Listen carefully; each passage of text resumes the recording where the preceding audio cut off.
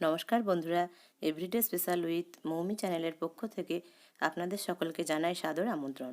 আজ আমি আপনাদের সাথে শেয়ার করব ডিম ময়দা দিয়ে গোলা রুটি বা চিলা, যা আপনারা অল্প সময়ের মধ্যে সকালের জলখাবার বা সন্ধ্যার টিফিনে বানিয়ে খেতে পারেন।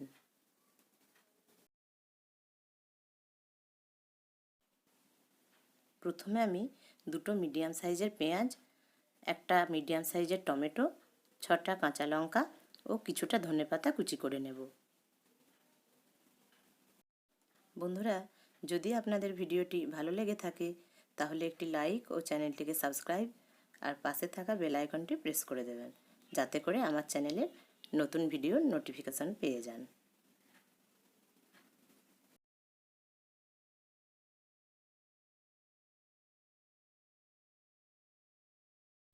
এবার একটি পাত্রে আমি 300 গ্রাম ময়দা নিয়ে নিয়েছি। এখন ময়দার সাথে কেটে রাখা ধনেপাতা, টমেটো, কাঁচা লঙ্কা ও পেঁয়াজ দিয়ে দেব।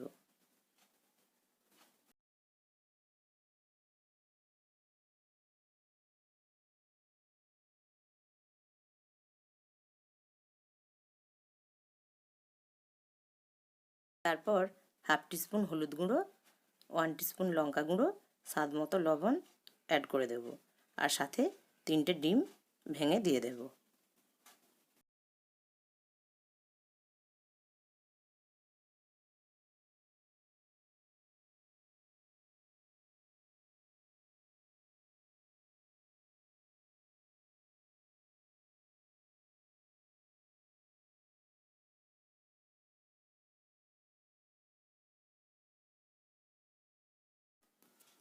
এখন সব উপকরণগুলো ভালো করে মিশিয়ে নেব।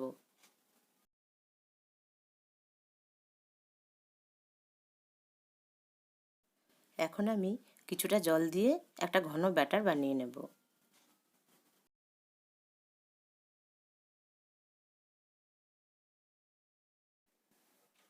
আমার আরও কিছুটা জল লাগবে। জলটা আমি অল্প অল্প করে দেব, একবারে দেব না। আপনারাও আপনাদের প্রয়োজন বুঝে সেই অনুযায়ী জলটা দেবেন। আমার এখানে মোট 400 ml জল লেগেছে।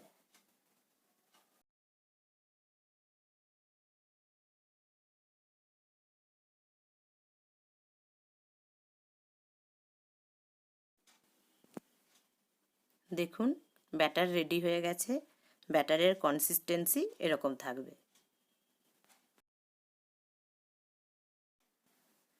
এখন একটি প্যান বসিয়ে 1 টেবিল স্পুন সরষের তেল দিয়ে দেব। আপনারা চাইলে সাদা তেল দিয়েও ভাজতে পারেন। এবার চামচে করে ব্যাটারটা এভাবে দিয়ে দেব, গোল করে।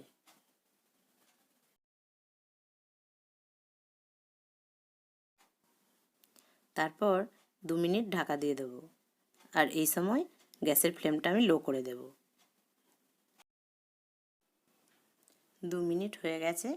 এখন আমি ঢাকাটা খুলে রুটিটা উল্টে দেব অপর সাইডটা ভাজার জন্য, দিয়ে আবারও ঢাকা দিয়ে দেবো।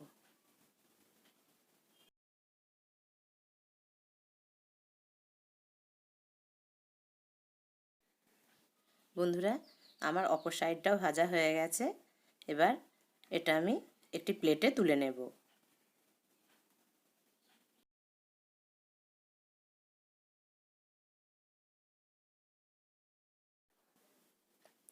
একইভাবে আরও একটি রুটি ভেজে আপনাদের দেখাচ্ছি।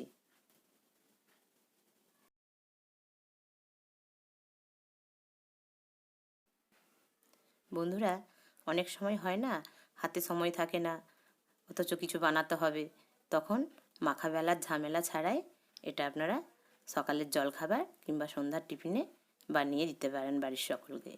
আর বাচ্চারাও কিন্তু এটা খুব আনন্দ করেই খাবে, কারণ দেখতে ডিম ভাজার মতো লাগছে না, ওরা কিন্তু এটা খুব তৃপ্তি করেই খাবে।